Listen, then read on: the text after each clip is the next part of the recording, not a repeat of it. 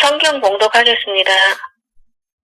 그들이 베드로와 요한이 담대하게 말함을 보고 그들을 본래 학문 없는 범인으로 알았다가 이상히 여기며 또 전에 예수와 함께 있던 줄도 알고 또 병 나은 사람이 그들과 함께 서 있는 것을 보고 비난할 말이 없는지라 명하여 공회에서 나가라 하고 서로 의논하여 이르되 이 사람들을 어떻게 할까?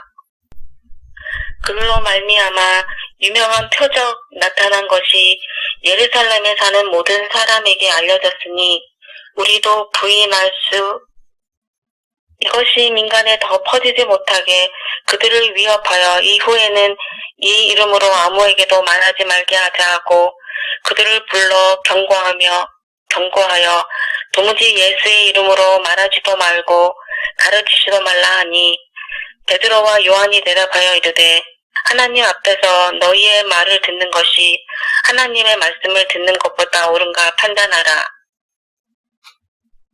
우리는 보고 들은 것을 말하지 아니할 수 없다 하니 관리들이 백성들 때문에 그들을 어떻게 처벌할지 방법을 찾지 못하고 다시 위협하여 놓아주었으니 이는 모든 사람이 그 된 일을 보고 하나님께 영광을 돌립니다.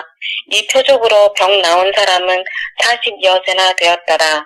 아멘. 아멘. 사도행전 강의 19번째 시간입니다. 오늘은 사도행전 4장 13절부터 22절의 말씀을 가지고 판단이라는 제목으로 함께 나누기를 원합니다. 부제목은 이 사람들을 어떻게 할까입니다. 지난 2주 동안 한국 사회가 겪은 큰일이 있는데요. 그 큰일은 두 가지 정도 아주 큰일이 있었습니다. 하나는 정광훈 목사와 사랑제일교회 그리고 태극기 부대가 주체가 된 8.15 광화문 집회가 있었고요. 또 하나는 의사협의회와 전공의협회가 중심이 된 의사들의 진료 거부 단체 행동이 있었습니다. 그들은 모두 자신들의 소신이나 이익에 따라서 행동을 했고요. 그것이 믿음이라고 또 애국이라고 판단했기 때문에 그런 행동들을 했으리라고 생각합니다. 그러나 동일한 행동을 다른 편에서는 또 다르게 해석을 합니다. 마치 사이비 교주에 대한 맹종과 같이 그렇게 보여지기도 하고요. 또 의사들에게 대해서는 집단 이기주의적 행동으로 그렇게 판단되어지기도 합니다. 하여튼 이 두 가지 사건 때문에 한국 사회는 폭발적인 감염이 재발생했고요. 또 이를 막기엔 심히 역부족인 모습처럼 보여집니다. 지금은 한국 사회가 보건과 경제 위기라는 두 가지 위기에 직면해 있는 상황입니다. 매일 쏟아지는 감염 사례들을 보면 이렇습니다. 함께 식사하면서 바이러스가 감염되기도 하고요. 또 커피 한 잔을 마시고 잠시 커피 한 잔을 마시는 사이에 감염되기도 합니다. 아파트 엘리베이터를 함께 탄 것으로 감염되기도 하고요. 심지어는 의료진이 땀을 닦기 위해서 잠시 마스크를 벗었는데 그 사이에 감염되었다는 사례도 나옵니다. 그 짧은 시간에 감염되었다는 거죠. 이런 소식들을 이렇게 뉴스로부터 접하면서 저는 쉴 새 없이 판단합니다. 가끔 지인들을 만날 때, 한국 분들을 만날 때 마스크를 써야 되나 쓰지 말아야 되나 갖고 고민합니다. 제가 마스크를 쓰고 나가는데 상대방이 안 쓰고 있으면 괜히 미안한 것 같고요. 그렇습니다. 다른 분들과 함께 식사를 해도 괜찮은가? 제가 아시다시피 저녁 시간에는 메스 튜터링을 하고 있는데요. 또 어떤 학생이나 부모님들은 대면 수업을 고집하기도 합니다. 그럼 계속 제가 대면 수업을 해야 하나? 어떨 때 이렇게 생각이 되죠. 제가 너무 지나친 건 아닌가? 또 우리 부부가 너무 유별난 건 아닌가? 이런 생각도 들기도 합니다. 질병관리본부, 한국에 있는 질병관리본부는요, 여전히 사회적 거리두기와 개인 청결, 마스크 착용만이 최고의 예방이라고 이야기합니다. 그래서 저는요, 가족의 건강과 가계를 책임지는 가장으로서 지금처럼 하자가 저의 판단입니다. 할 수 있는 한 최선을 다해서 조심을 하자라고 생각하고 있죠. 이게 제 판단입니다. 이처럼 판단은 한시도 우리를 떠나지 않습니다. 책을 읽을 때도 책을 읽어가면서도 우리는 머릿속에서는 계속 판단을 하고 있죠. 심지어 다른 사람과 대화를 하면서도 우리는 판단을 합니다. 또 지금처럼 설교를 들으시면서, 여러분이 지금 설교를 듣고 계신데요. 설교를 들으시면서도 우리는 끊임없이 판단을 합니다. 우리는 한순간도 단 1초도 이 판단 없이는 살아갈 수가 없는 존재들입니다. 오늘 설교의 내용은 이 판단에 관한 것입니다. 지난 시간에 말씀드린 것처럼 사도행전 4장의 구조는 이렇는데요. 1절부터 4절까지가 두 사도 베드로와 요한이 투옥되는, 산헤드린 공의회에 의해서 투옥되는 그런 장면이고요. 5절부터 12절까지 산헤드린 공의회가 이 두 제자를 신문합니다. 그때 사도들이 변론을 하는데 이 변론이 베드로의 설교입니다. 오늘 나눌 본문인 13절부터 22절까지는 공의회가 결정을 하는데요. 이 두 사도들에게 경고 조치를 하고 난 다음에 석방해 주죠. 다음 시간에 나눌 23절부터 31절까지는 이에 대한 교회의 반응에 대한 것입니다. 오늘 본문을 그럼 차근차근 살펴보도록 하겠습니다. 베드로가 변론을 했잖아요. 베드로의 변론이 설교였습니다. 이 설교를 들은 산헤드린의 반응이 13절부터 14절인데요. 제가 한번 읽어보겠습니다. 그들이 베드로와 요한이 담대하게 말함을 보고 그들을 본래 학문 없는 범인으로 알았다가 이상히 여기며 또 전에 예수와 함께 있던 줄도 알고 또 병 나은 사람이 그들과 함께 서 있는 것을 보고 비난할 말이 없는지라. 그들은 제자들이 담대하게 말하는 것을 보았습니다. 아주 담대하게 말하는 걸 보았는데요. 물론 이들이 보여준 이 담대함은 그들의 것이 아닙니다. 그들의 것이 아닙니다. 왜냐하면은 설교했던 베드로는 3번이나 예수님을 부인했던 전력이 있잖아요. 그게 그의 실력이었죠. 그게 제자들의 실력이었습니다. 그러니 이 담대함은 그들의 것이 아니었죠. 주님은 이 담대함에 대해서 미리 말씀을 하셨습니다. 누가복음 21장 14절부터 15절 보시겠습니다. 누가복음 21장 14절부터 15절입니다. 누가복음 21장 14절로 15절. 찾으셨으면 제가 한번 읽어보겠습니다. 그러므로 너희는 변명할 것을 미리 궁리하지 않도록 명심하라. 내가 너희의 모든 대적이 능히 대항하거나 변박할 수 없는 구변과 지혜를 너희에게 주리라. 주님이 말씀하셨던 이 말씀이 오늘 성취되는 겁니다. 지금 이렇게 담대하게 산헤드린 공의회 앞에서 이스라엘의 최고의 의사결정 기구 앞에서 그들을 심판하는 자들 앞에서 그들이 담대하게 말할 수 있었던 것은 주님의 영, 하나님의 영, 성령이 그들과 함께 계셨기 때문이죠. 그런 제자들을 이 산헤드린 공의회, 이스라엘의 지도자들은 이상히 여깁니다. 왜 이상히 여기냐면요. 그들은 본래 학문이 없는 범인으로 알았기 때문에 그렇습니다. 그냥 학문이 없는 평범한 사람으로 알았다는 것이죠. 여기서 학문이 없다는 것은요, 이런 뜻입니다. 그들이 서기관처럼 랍비식 교육을 받지 않은 자들이라는 거예요. 정통으로 신학 공부를 하지 않은 자들이라는 거죠. 지금 같으면 신학교 출신이 아니라는 겁니다. 그러면서 그들은 이렇게 그들 스스로 이야기하는데요. 전에 예수와 함께 있던 줄도 알고, 베드로와 요한이 전에 예수와 함께 있었던 그 자들이구나, 이걸 알고 있는 거죠. 예수님이 그런 모습을 보이셨다는 겁니다. 요한복음 7장 14절부터 15절 한번 가보실까요? 요한복음 7장 14절부터 15절입니다. 요한복음 7장 14절부터 15절. 이미 명절의 중간이 되어 예수께서 성전에 올라가서 가르치시니 유대인들이 놀랍게 여겨 이르되 이 사람은 배우지 아니하였거늘 어떻게 그를 아느냐 하니, 똑같은 그 구절이 여기 나온다죠. 주님 보고 뭐라고 지금 사람들이 이야기하냐면 제대로 공부하지 않았는데 랍비 밑에서 당시에 유명했던 가말리엘 랍비라든지 유명했던 랍비 밑에서 배우지 않은 자가 어떻게 이런 가르침을, 이런 설교를 할 수 있느냐, 이렇게 지금 이야기하고 있는 거죠. 그때 주님께서 이렇게 대답하십니다. 16절입니다. 예수께서 대답하여 이르시되 내 교훈은 내 것이 아니요 나를 보내신 이의 것입니다. 주님이 말씀하시는 것은 하나님께서 주님 가운데 담아주신 그 말씀을 지금 선언하고 그 말씀으로 가르치는 것이다. 이렇게 지금 말씀해 주고 계시죠. 마가복음 1장 22절 한번 가보실까요? 마가복음 1장 21절부터 22절까지 한번 보겠습니다. 그들이 가버나움에 들어가니라 예수께서 곧 안식일에 회당에 들어가 가르치시매 무사람이 그의 교훈에 놀라니 이는 그가 가르치시는 것이 권위 있는 자와 같고 서기관들과 같이 아니함일로라.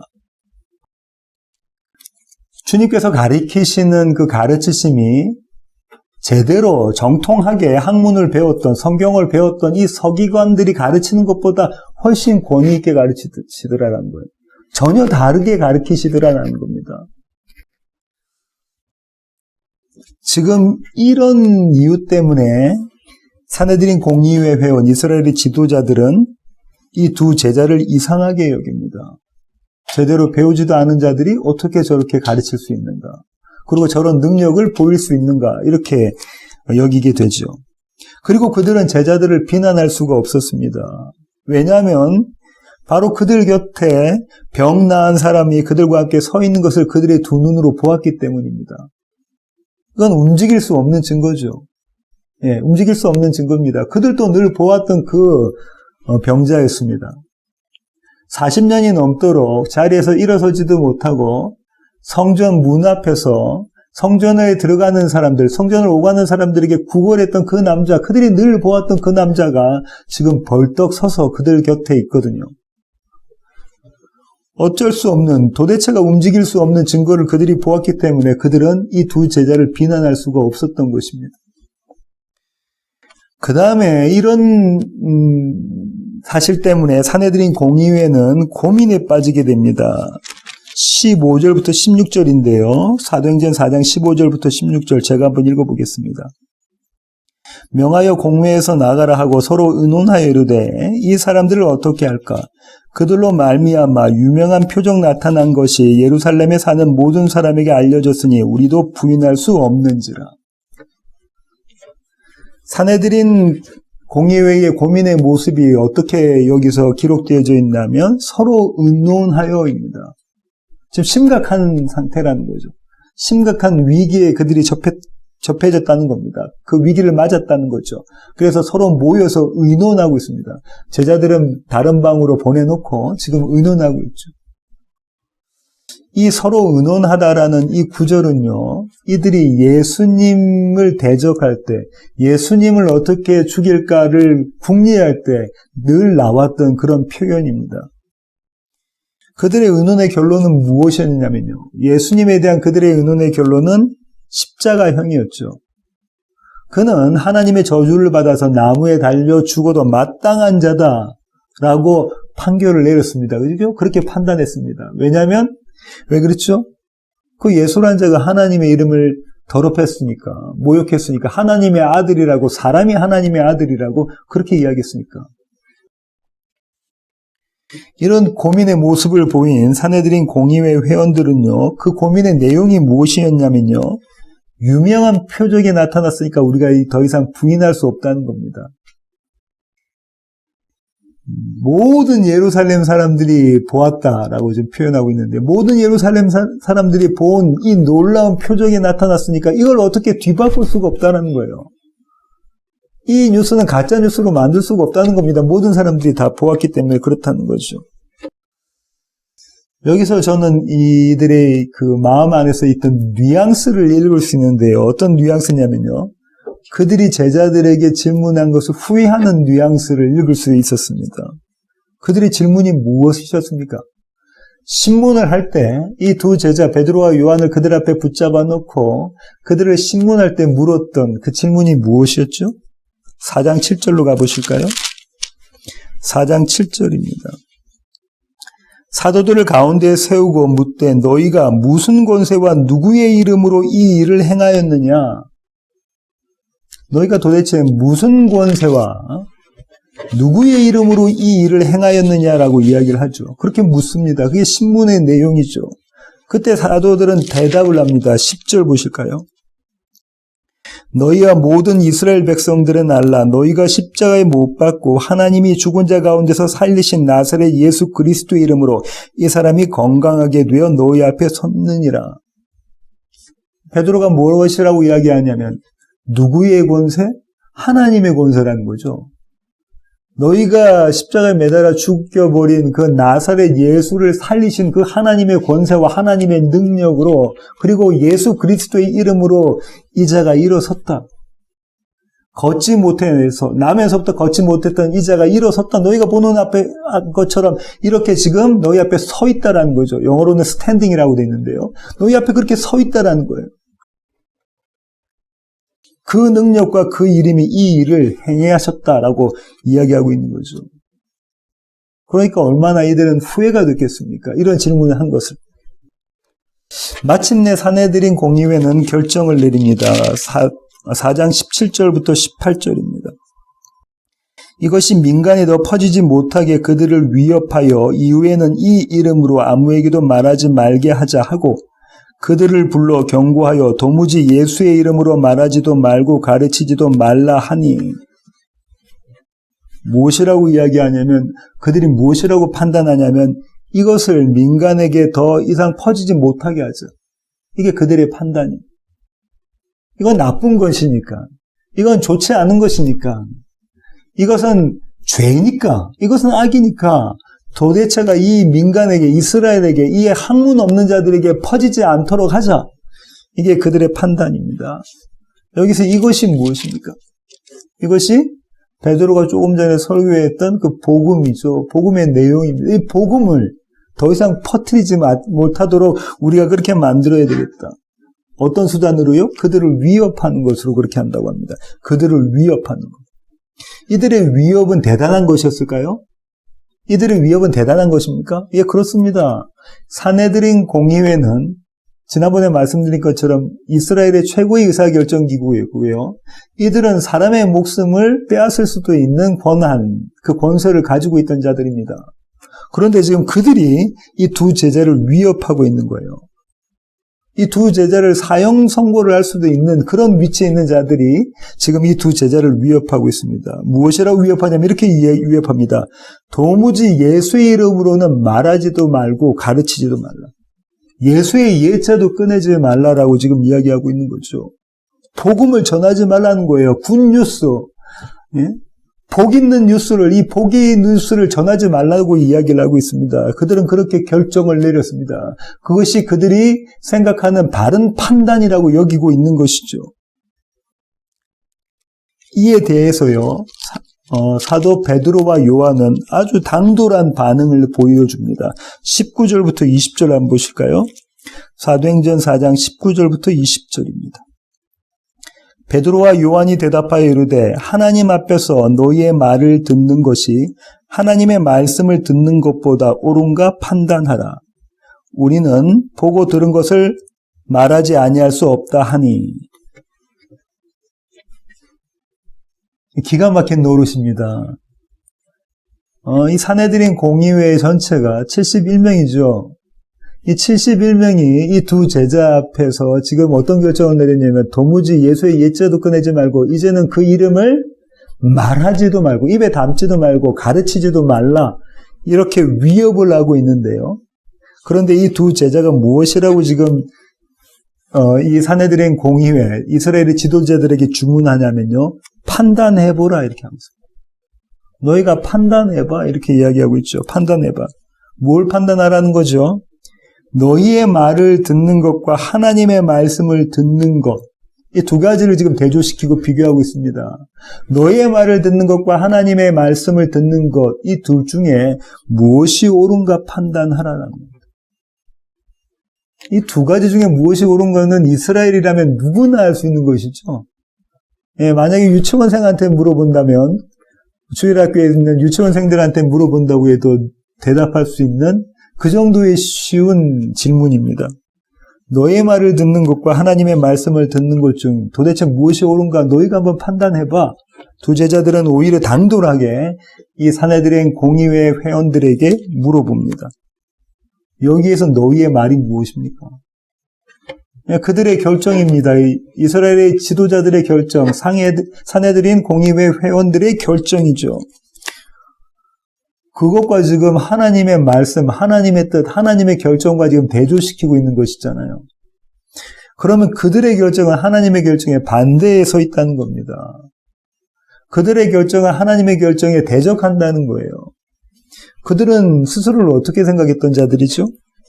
하나님의 말씀을 가장 잘 따른다고 여겼던 자들입니다. 하나님께 제사드렸던 자들이고요. 이스라엘 백성과 자신들의 죄를 대표해서 하나님께 제사드렸던 자들이고요. 하나님의 말씀을 주야로 연구하고 묵상했던 자들이고요. 그 말씀을 하나도 놓치지 않고 지키려고 율법을 만들어서 그 율법을 지켜내려고 애를 썼던 자들입니다. 하나님 중심, 성전 중심으로 살았던 그들이죠. 그런데 지금 두 제자가 무엇이라고 말하냐면 그거 세상의 생각이야. 세상의 판단이야. 하나님의 판단과 하나님의 말씀이 아니다라고 지금 이야기하고 있는 겁니다. 지금 제자들이 이렇게 얘기하고 있는 거예요. 너희들은 하나님과 등진자고 하나님과 원수된 자들이다 이렇게 이야기하고 있는 겁니다. 대단히 역설적인 것이고요. 도대체 기가 막힌 그런 장면입니다죠. 이 소리를 들은 사내들인 공의회 회원들 어떻겠습니까? 대제사장들과 바리새인 중에 바리새인인 서기관들과 백성들이 장로로 구성된 이 사내들의 공의회 회원들이 어떤 마음이었겠습니까? 그런데 지금 제자들은 그렇게 질문을 하고 나서는 이렇게 덧붙입니다. 우리는 우리가 보고 들은 것을 말하지 아니할 수 없다. 말하지 않고는 견딜 수 없다는 것이에요. 이중부정으로 강한 긍정을 나타내는 거잖아요. 여러분 잘 아시는 수사법입니다. 그죠? 우리는 우리가 보고 들은 것을 말하지 않고는 견딜 수가 없다는 거예요. 제자들의 판단은 이겁니다. 우리는 이 말을 해야 되겠다라는 거예요. 우리는 이분의 이름을 전해야 되겠다는 거예요. 우리는 굿뉴스 복음을 선언해야 되겠다는 겁니다. 우리가 보고 들은 것. 주님께서 예수 그리스도께서 부활하시고 그분이 가르치셨던 것, 이것을 우리는 말해야 되겠다. 우리는 가르쳐야 되겠다. 한마디로 나사렛 예수 그리스도가 이스라엘의 메시아시다. 이것을 우리는 전해야 되겠다는 겁니다. 이것이 우리의 사명이다라는 거예요. 요한은 이 내용을 이렇게 이야기하고 있는데요. 요한 1서 1절부터 3절 한번 보실까요? 찾으셨으면 제가 한번 읽어보겠습니다. 태초부터 있는 생명의 말씀에 관하여는 우리가 들은 바요, 눈으로 본 바요, 자세히 보고 우리 손으로 만진 바라. 이 생명이 나타내신 바 된지라. 영원한 생명을 우리가 보았고 증언하여 너희에게 전하노니 이는 아버지와 함께 계시다가 우리에게 나타내신 바 된 이시니라. 우리가 보고 들은 바를 너희에게도 전함은 너희로 우리와 사귐이 있게 하려 함이니 우리의 사귐은 아버지와 그의 아들 예수 그리스도와 더불어 누림이라. 사도가 지금 이렇게 이야기하고 있네요. 지금 베드로와 요한이 그 자리에 있었잖아요. 그 중에 한 사도인 요한이 지금 이렇게 이야기하고 있습니다. 이분은 하나님이셔. 이분은 천지 만물을 창조하신 그분이셔. 그런데 우리가 그분을 보고 듣고 만졌다. 그분이 사망 가운데 사망을 이기시고 일어나셔서 부활하셔서 생명 가운데로 옮기우신 그 몸을 나는 보고 듣고 만졌다. 그러니 이 복된 소식을 내가 어떻게 전하지 않고 견딜 수 있겠니? 이렇게 제자들은 이스라엘의 지도자들에게 선언합니다. 대단한 용기죠. 대단한 담대함입니다죠. 성령이 아니고서는 할 수 없는 그런 모습이죠. 그런 장면입니다. 이런 이야기까지 들었던 자존심이 상할 때까지 상해진 이 사내들인 공의회 회원들은 이런 최후의 결론을 내리는데요. 21절입니다. 사도행전 4장 21절입니다. 관리들이 백성들 때문에 그들을 어떻게 처벌할지 방법을 찾지 못하고 다시 위협하여 놓아주었으니 이는 모든 사람이 그 된 일을 보고 하나님께 영광을 돌림이라. 그들의 결론은요, 다시 위협하고 놓아주는 것입니다. 한 번 더 심하게 위협을 하고 놓아주죠. 경고 조치하고 난 다음에 석방합니다. 그들이 그럴 수밖에 없었던 이유는요, 어떻게 처벌할 줄 몰랐던 거예요. 왜 그랬을까요? 그들은 처벌할 수 있었습니다. 그들은 여러 변명을 가지고 여러 죄명을 가지고 이들을 처벌할 수 있었어요. 심지어 이들에게 돌을 던지라고 그렇게 선고를 할 수도 있었던 자들이 그들의 위치였습니다. 그런데요, 그들은 지금 뭐라고 이야기하고 있냐면 어떻게 처벌할 줄 몰랐다라고 지금 누가가 이야기하고 있죠. 왜 그렇죠? 조금 전에도 말씀드린 것처럼 나면서부터 걷지 못했던 자가 지금 그들과 함께 그들이 눈으로 보는 앞에 서 있었어요. 그리고 예루살렘의 모든 백성들이 이 모습을 보았습니다. 그리고 이 모습을 본 자들이 지금 성전 마당에서 지금 어떻게 했다고요? 하나님을 찬양했었단 말이죠. 모두 하나님께 영광을 돌리고 있었습니다.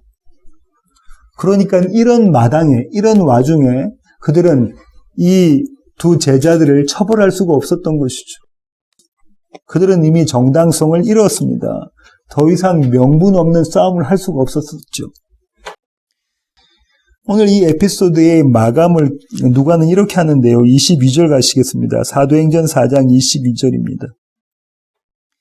이 표적으로 병 나은 사람은 40여세나 되었더라. 이 표적으로 병 나은 사람이 40여세가 되었다. 많이 넘었다는 것이죠. 많이 넘었다는 겁니다. 이게 왜 중요한 구절이냐면요. 당시 평균 생존 연령이 그렇게 높지가 않았어요. 사람들이 이렇게 오래 살지를 못했습니다. 마흔만 넘어가면 오래 산다고 했고요. 50, 60 이렇게 넘어가면 아주 장수했다고 여겼을 정도였습니다. 그러니까 지금 무슨 이야기하고 있는 거냐면 누가가 이렇게 얘기하고 있는 거죠. 이 나면서부터 걷지 못했던 이 병자는, 그렇게 평생을 구걸했던 이 병자는 그의 평생이 장애를 가지고 살았다는 거예요. 그의 평생이 구걸하는 삶을 살았다는 거예요. 그의 평생이 성전에 들어가지 못하는 삶을 살았다는 것입니다. 그의 평생이 사망 가운데 있었다는 거죠. 그런데요, 그런 그가 하나님의 능력과 예수 그리스도의 이름으로 일어서게 된 겁니다. 일어서게 된 거예요. 온전해지고 회복되어지고 그래서 성전 안으로 그의 두 발로 들어가게 된 거죠. 누구의 능력과 누구의 이름으로요? 하나님의 능력과 예수 그리스도의 이름으로 그 일이 이루어졌다는 거예요. 그 삶 가운데 이루어졌다는 것입니다. 굿뉴스 복음입니다. 누가는 이 마지막 구절을 통해서 나사렛 예수 그리스도가 이스라엘의 메시아다, 이스라엘의 구원자다, 이스라엘의 왕이시다, 이스라엘의 대제사장이시다, 이스라엘에게 복음을 선포하시는 선지자시다, 이것을 선언하고 있는 것이죠. 그렇습니다. 오늘 설교의 결론을 맺도록 하겠습니다. 오늘 본문 중에서 제가 주목한 구절이 16절인데요. 한번 보실까요? 이 사람들을 어떻게 할까? 그들로 말미암아 유명한 표적 나타난 것이 예루살렘에 사는 모든 사람에게 알려졌으니 우리도 부인할 수 없는지라. 그들이 서로 의논해서 어떻게 했냐면요. 이 사람들을 어떻게 할까? 서로 의논해서 이 사람들을 어떻게 할까라고 지금 그들이 의논하고 있는 모습이 그려져 있는데요. 저는 이 구절에 주목했습니다. 베드로가 그의 행동에 대해서 그리고 그의 가르침에 대해서 지금 변론한 것이 베드로의 설교였잖아요. 그 설교의 내용이 뭡니까? 너희가 달아주기 나사렛 예수 그리스도가 하나님의 아들이시며 이스라엘의 메시아시다. 그분이 십자가에 달려 돌아가서 죽으셨지만 하나님께서 너희가 그렇게 바람하지 않는 그 하나님께서 그분을 살려내셨다. 그리고 그분은 하늘에 계셔서 하나님과 함께 계신다. 그분이 하나님이시다. 그분이 메시아시다. 그분을 믿어야 된다라고 지금 그렇게 그들에게 복음이 선포되어졌잖아요. 그리고 그 복음이 선포되어진 것밖에 아니라 그것에 더해서 그 복음의 결과가 그대로 그들 앞에 나타났잖아요. 나면서부터 걷지 못했던 그 만 넘은 그 남자가 그들 곁에 서 있었잖아요. 그걸 그들이 두 눈으로 목격했잖아요. 매일 보던 그 남자라니까요. 매일 보던 그 남자. 그럼 그들이 마땅히 보여야 할 반응은 무엇입니까?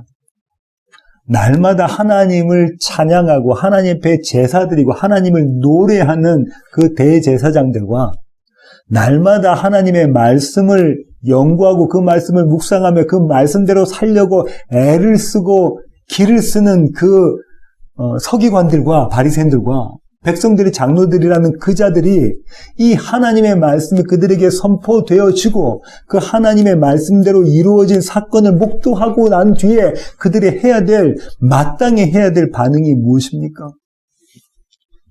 사도행전 2장 37절로 가보실까요? 사도행전 2장 37절, 36절부터 한번 읽어보겠습니다. 36절부터. 사도행전 2장 36절과 37절입니다. 그런즉 이스라엘 온 집은 확실히 알지니 너희가 십자가에 못 박은 이 예수를 하나님이 주와 그리스도가 되게 하셨느니라 하니라. 그들이 이 말을 듣고 마음에 찔려 베드로와 다른 사도들에게 물어 이르되 형제들아 우리가 어찌할꼬 하거늘. 이 사내들인 공의회 회원 71명은요. 지금 베드로와 요한에게 무엇이라고 질문해야 됐으냐면 형제들아 우리가 어찌할꼬. 이제 우리가 어떻게 해야 되겠니? 내가 그렇게 예수를 십자가에 매달아 죽인 자가 맞네. 내가 그 일을 저지른 자네. 내가 죄인 중에 괴수가 맞아. 그러니까 이제 우리가 어떻게 해야 되겠니? 이걸 질문했어야 됩니다. 하나님의 말씀을 아는 그들이, 하나님을 사모했다고 이야기했던 그들이 이걸 질문했었어야 되죠. 그런데 그들은 정작 어떤 질문을 했냐면요. 어떤 반응을 이 두 제자들에게 보였냐면요. 이런 반응을 보였습니다. 이 사람들을 어떻게 할까? 이 두 골치 아픈 이 두 제자를 어떻게 할까? 저 나사렛 출신의 예수 그리스도의 이 두 제자를 어떻게 해야 될까? 이 트러블 메이커인 이들을 어떻게 해야 될까? 그들의 판단은요. 내가 아니라 그들에게서 문제를 찾는 것이었습니다. 그들의 판단은요. 내가 아니라 하나님께 문제가 있다는 거예요. 나는 맞고 하나님이 틀리셨다는 거예요. 나는 맞아. 나는 늘 맞아. 나는 항상 내가 맞아. 저분이 틀린 거야. 그 하나님이 틀린 거야.